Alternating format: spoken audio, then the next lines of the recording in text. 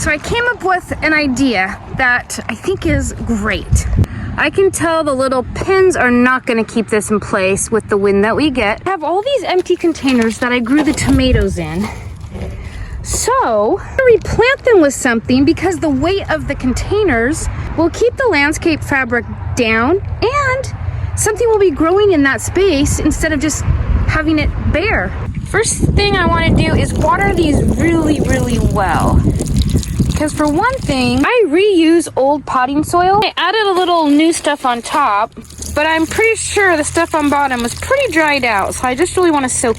Plus, it'll add weight to the container, which will help keep the landscape fabric down. I have 26 containers here, and in half of them, I'll be planting red romaine lettuce. This stuff is so gorgeous. I'm really partial to the purple vegetables. There's the seeds.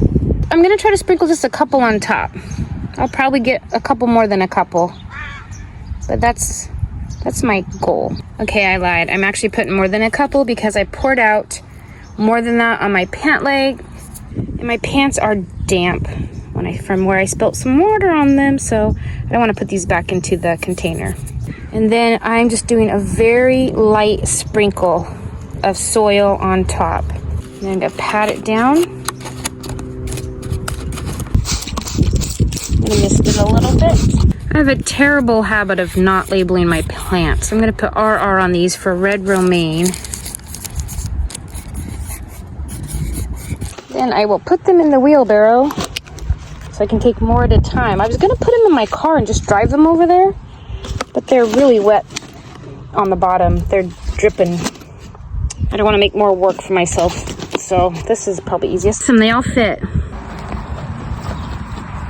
I'll put one down at the end, on the other end, and the rest will just be in between.